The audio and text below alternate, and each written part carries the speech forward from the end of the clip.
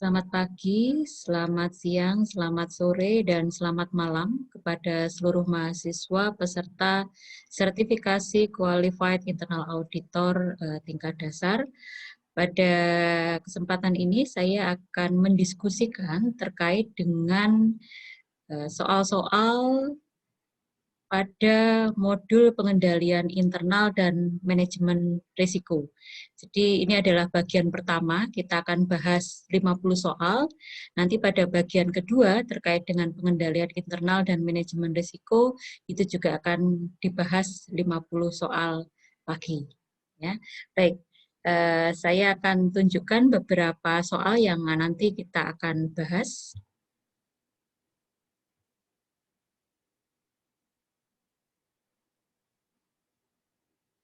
Baik, jadi untuk modul pengendalian internal dan manajemen risiko bagian 1, ini ada 50 soal yang akan saya bahas begitu.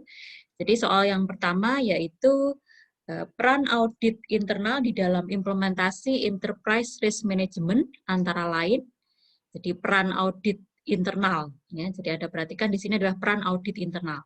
Kalau menetapkan risk rating dan risk tolerance itu bukan dilakukan oleh audit internal, begitu juga untuk exposure risk strategic. Ya, jadi yang dilakukan oleh audit internal atau peran audit internal adalah yang bagian C, yaitu memberi assurance dan mengevaluasi proses manajemen risiko.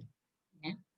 Nah, soal yang kedua adalah istilah internal control questionnaire, ya, jadi kuesioner terkait dengan pengendalian internal yang sering digunakan auditor dalam mengevaluasi pengendalian internal merupakan jadi isi dari internal atau internal control questionnaire itu sebetulnya apa toh? Ya. Jadi karena jelas ya internal control questionnaire, jadi berisi pertanyaan-pertanyaan ya terkait dengan pengendalian internal. Jadi poin yang betul adalah yang D. Ya, jadi dokumen yang berisi pertanyaan-pertanyaan auditor tentang pengendalian intern. Soal yang nomor 3, nah, meningkatnya kemampuan untuk merespon dan mengambil risiko yang lebih besar guna memperoleh hasil yang lebih besar merupakan bagian manfaat dari B, ya, implementasi dari enterprise risk management. Kita berlanjut ke soal yang keempat. Di organisasi melaksanakan manajemen risiko menurut ISO 31000, ada beberapa faktor yang mempengaruhi pemilihan teknik penilaian risiko. Antara lain, C, yaitu kompleksitas masalah dan teknik-teknik yang diperlukan untuk menganalisisnya, dan apakah teknik tersebut dapat memberikan output kuantitatif. Yang berikutnya, nomor 5, teknik pengujian observasi. Nah, jadi teknik pengujian observasi dilakukan untuk, nah, jadi ketika seorang auditor internal itu melakukan observasi, tujuannya untuk apa? Ya, jadi kalau memahami lingkup tujuan proses risiko terkait dengan pencapaian tujuan, ini adalah terkait dengan survei pendahuluan. Ya, jadi bukan teknik pengujian observasi. Kemudian pengujian dengan melakukan analisis, penghitungan, dan pembandingan. Jadi tidak mungkin kita melakukan observasi dengan hanya melakukan analisis ataupun penghitungan. Kemudian mengukur dan membandingkan hasilnya dengan standar yang telah ditetapkan, ini juga bukan merupakan teknik pengujian observasi, sehingga yang tepat adalah yang poin C.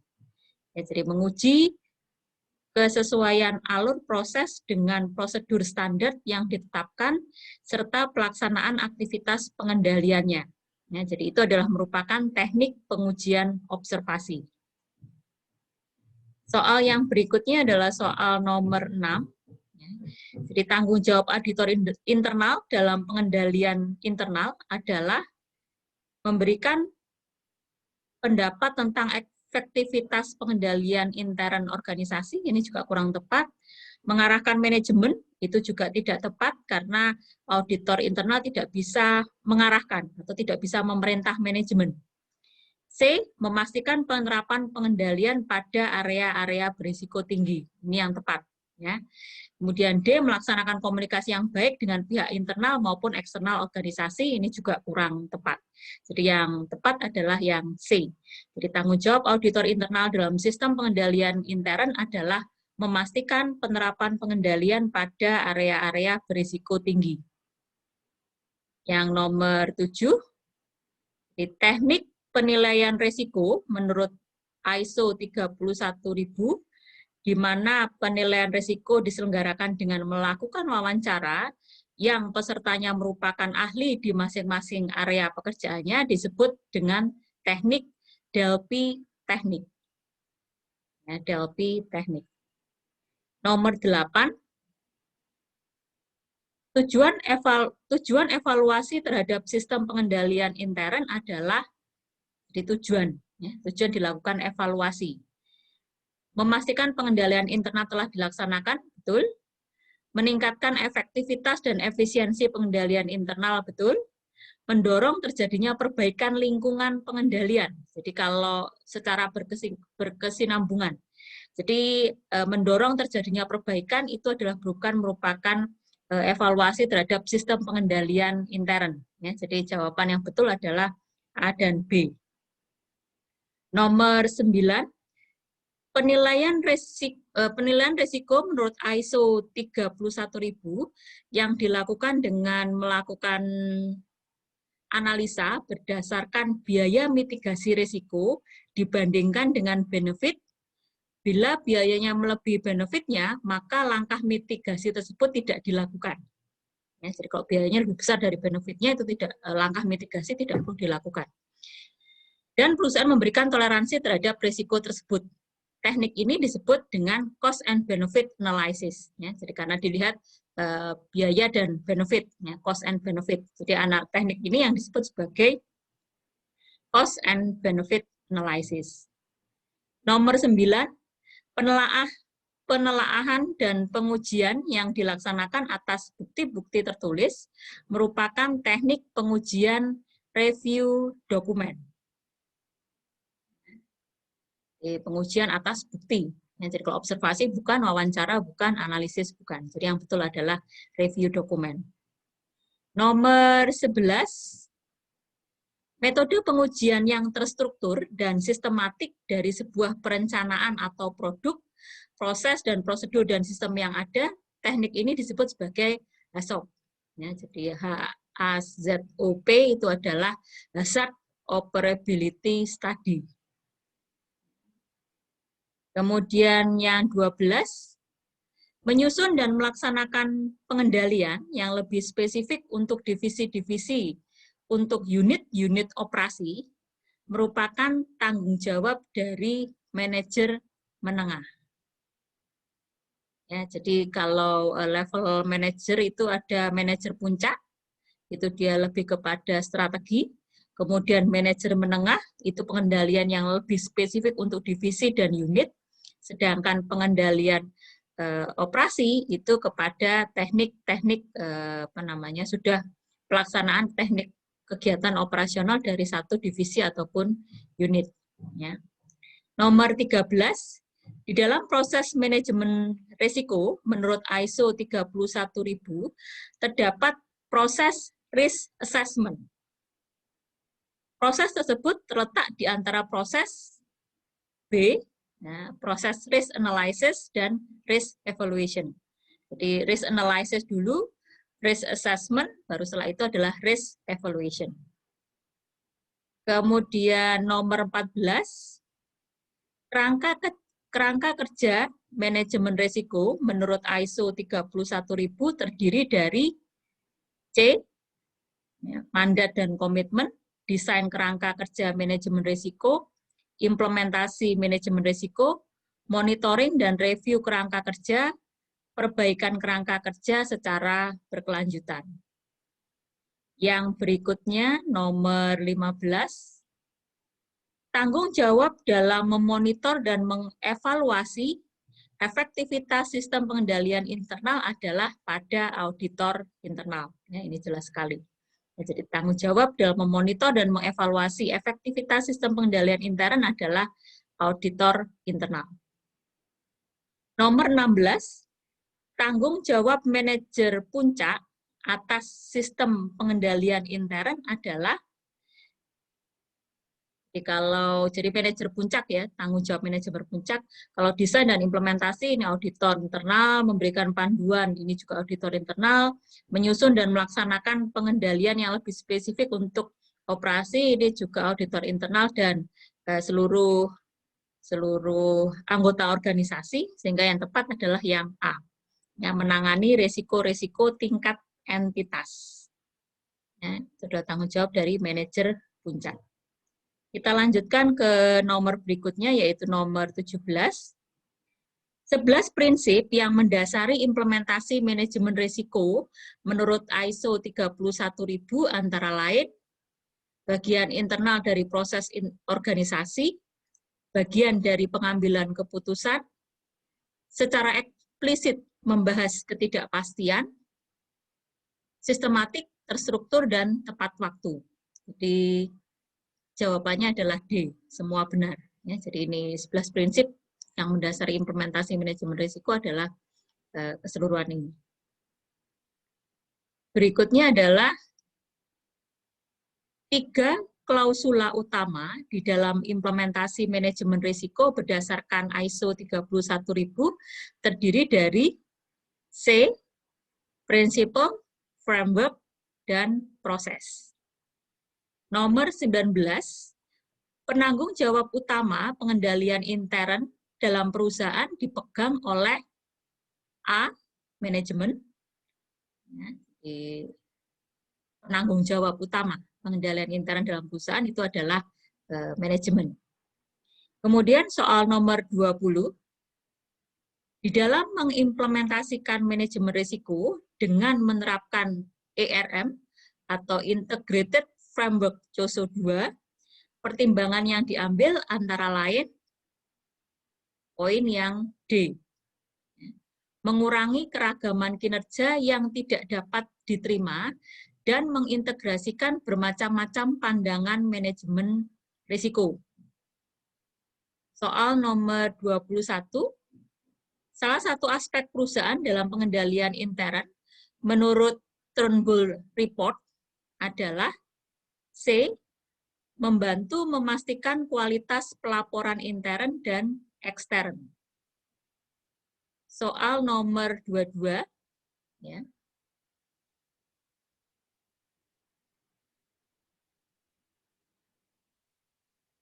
Di soal nomor 22,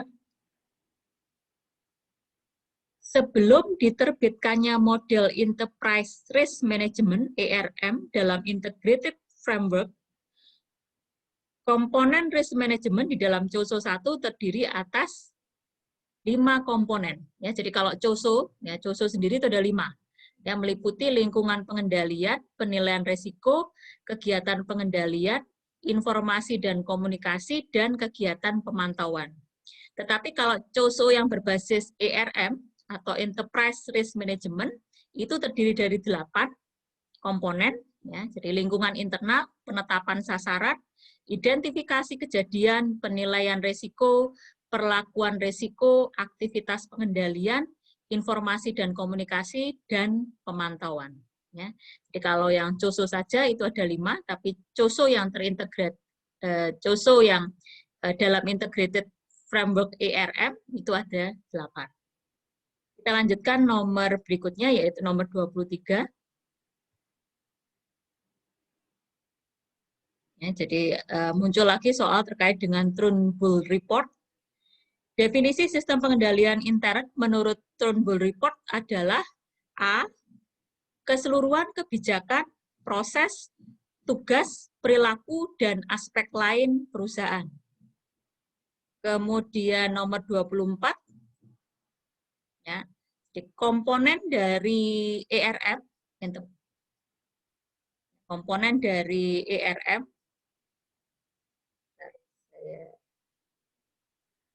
komponen dari ERM atau Integrated Framework dalam COSO itu meliputi, ya tadi sudah saya sampaikan ya, ada lingkungan internal, penetapan tujuan, identifikasi peristiwa, penilaian risiko, respon risiko, kegiatan pengendalian, informasi dan komunikasi, serta pemantauan. Ya. Kemudian yang berikutnya adalah beberapa tujuan pengendalian intern yang ditetapkan oleh COCO. Nah, jadi ini adalah the Canadian Canadian Accountant, ya, jadi Criteria of Control Committee, yaitu keandalan pelaporan internal dan eksternal, efektivitas dan efisiensi operasi, ketaatan pada hukum dan regulasi, serta kebijakan internal. Ya, jadi semua jawaban benar. Nomor 26, Enterprise Risk Management dilaksanakan organisasi atau perusahaan dengan mengelola seluruh jenis risiko secara terintegrasi dalam rangka mencapai tujuan organisasi. Kerangka kerja ERM menetapkan 4 kategori tujuan organisasi, yaitu strategis, operasi, pelaporan, dan kepatuhan. Soal nomor 27, nah, jadi salah satu kriteria pengendalian pada elemen kapabilitas, salah satu kriteria pengendalian pada elemen kapabilitas merupakan keputusan dan tindakan berbagai bagian organisasi yang berbeda dan harus dikoordinasikan. Yang berikutnya, konsep dasar manajemen risiko antara lain diterapkan pada seluruh lingkup organisasi, antara lain, poin yang betul adalah C. Di manajemen risiko juga ditetapkan pada setiap proyek atau inisiatif baru yang mungkin belum termasuk dalam struktur organisasi entitas. Soal nomor 29, elemen pengendalian komitmen yang ditetapkan oleh COCO berkaitan dengan kriteria B, nilai-nilai etika, integritas, kebijakan sumber daya manusia, wewenang, akuntabilitas, dan rasa saling percaya. Soal nomor 30, ya, jadi mana pernyataan di bawah ini yang merupakan salah satu konsep dasar proses dari manajemen risiko. Yang betul adalah D, ya, manajemen risiko tidak bersifat statis, tetapi merupakan suatu proses yang berlangsung terus-menerus, berkelanjutan, dan diterapkan secara melekat dalam operasi organisasi.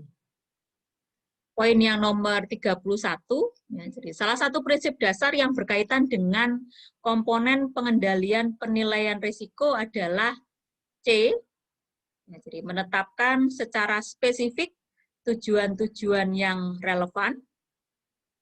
Kemudian soal yang nomor 32, jadi konsep dasar manajemen risiko yang perlu dipertimbangkan untuk diimplementasikan di setiap entitas antara lain, jadi konsep dasar manajemen risiko yang perlu dipertimbangkan untuk diimplementasikan. Ya, jadi yang betul adalah A, ya, dirancang untuk mengidentifikasi peristiwa yang berpotensi terjadi, yang jika terjadi akan mempengaruhi entitas, dan bagaimana mengelola risiko dalam risk appetite dan risk tolerance. Nomor 33, kegiatan atau aktivitas pengendalian yang dilaksanakan untuk menangani risiko mencakup antara lain persetujuan dan otoritas atau verifikasi dan rekonsiliasi. Jadi, aktivitas pengendalian dilaksanakan untuk menangani risiko. Jadi bisa berupa persetujuan dan otorisasi, kemudian verifikasi dan rekonsiliasi.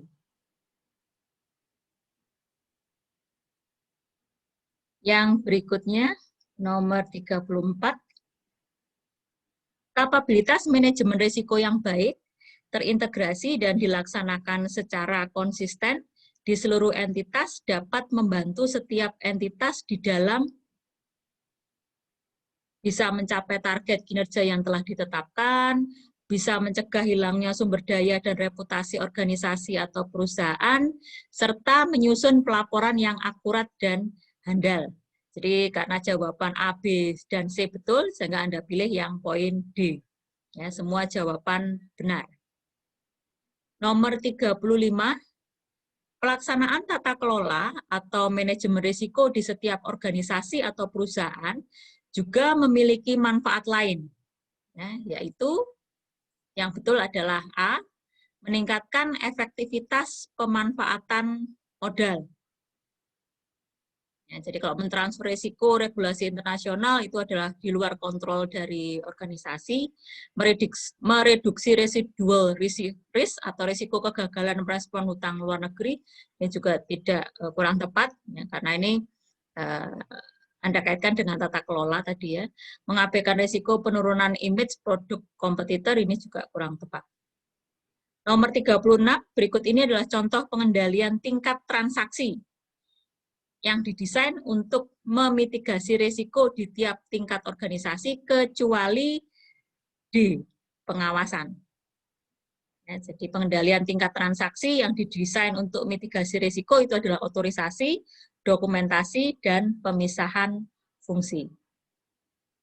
Kemudian nomor 37, manfaat kerangka kerja pengendalian intern COSO adalah A, memberikan kesamaan pandangan tentang bagaimana itu pengendalian. Ya. Nomor 38, manajemen risiko dapat memberikan langkah-langkah responsif atau risk response dalam rangka meningkatkan kualitas keputusan yang diambil, yaitu dengan menghindari, menerima, memindahkan atau transfer, dan eksploitasi atau menguasai. Definisi pengendalian intern menurut COSO merupakan proses pencapaian tujuan itu sebagai berikut. Efektivitas dan efisiensi operasi itu betul, keandalan pelaporan betul, kepatuhan terhadap hukum dan peraturan yang berlaku juga tepat. Ya, sehingga semua jawaban benar. Nomor 40, penjelasan mana di bawah ini yang bukan merupakan manfaat dari implementasi manajemen risiko yang dilaksanakan di seluruh entitas. Ya, jawaban yang betul itu adalah D, meningkatkan kualitas kebijakan atau regulasi.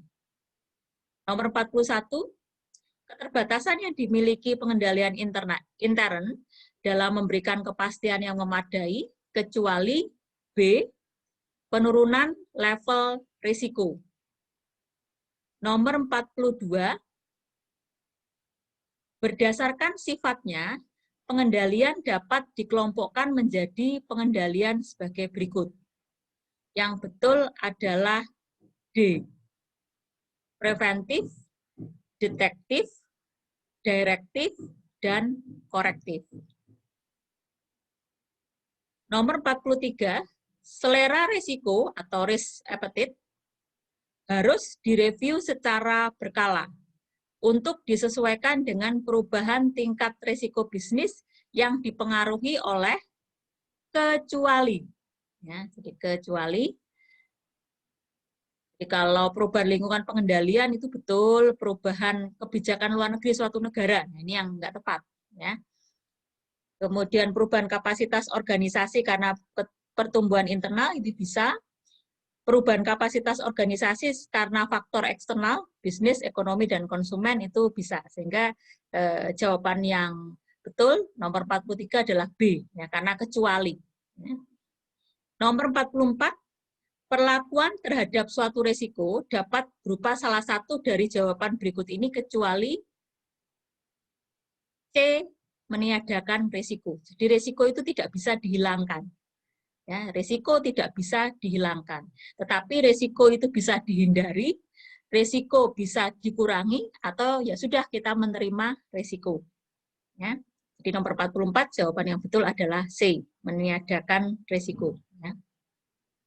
Nomor 45, enterprise risk management yang diimplementasikan dan dilaksanakan dengan baik, benar, dan konsisten dapat merubah potensi kerugian organisasi atau perusahaan menjadi B, potensi keuntungan atau nilai manfaat atau benefit bagi organisasi.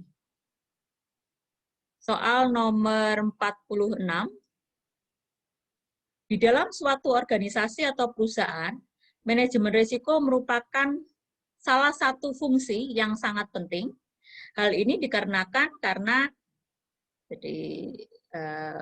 jadi mengapa kok manajemen risiko itu fungsi yang sangat penting dalam organisasi? Ya, karena organisasi itu adalah menghadapi ketidakpastian dalam mencapai tujuan. Ya, jadi jawabannya adalah C. Nomor 47, mengevaluasi posisi atau kondisi organisasi saat ini dan menetapkan tujuan-tujuan yang akan dicapai organisasi di masa depan merupakan fungsi dasar dari perencanaan. Kemudian yang ke nomor 48, di dalam suatu proses pencapaian tujuan atau target, setiap organisasi atau perusahaan menghadapi risiko. Jadi apa itu risiko? Risiko itu adalah kemungkinan suatu kejadian akan terjadi yang memberikan pengaruh merugikan bagi pencapaian tujuan organisasi. Jadi poin yang betul adalah A. Nomor 49, pengendalian intern yang dimiliki dalam upaya pencapaian tujuan organisasi dibutuhkan untuk C, menjaga operasi organisasi secara efisien dan efektif, serta mengurangi tingkat risiko yang dihadapi. Nomor 50, tim CSA atau Control Self-Assessment merupakan kemitraan yang terdiri dari, jadi kalau audit ekstern itu tidak mungkin, ya, sehingga kalau jawaban B dan C itu salah. Ya. Jadi apakah auditor ekstern itu terlibat dalam CSA? Tidak, sehingga jawaban B dan C itu tidak mungkin. Nah, sekarang yang mungkin adalah jawaban A dan D. Nah, jawaban yang tepat, karena Dewan Komisaris itu sebetulnya tidak memiliki fungsi atau tugas khusus terkait dengan control self-assessment, sehingga yang betul adalah yang A, ya, auditor intern dan pihak manajemen. Baik, ini adalah pembahasan soal-soal dari pengendalian intern dan manajemen risiko bagian yang pertama, jadi ada 50 soal. Bagian yang berikutnya nanti akan saya sampaikan pada video yang lain atau video berikutnya. Baik, terima kasih. Selamat mencoba soal-soal pengendalian intern dan manajemen risiko. Semoga Anda lulus semua dan jangan lupa jaga kesehatan. Terima kasih.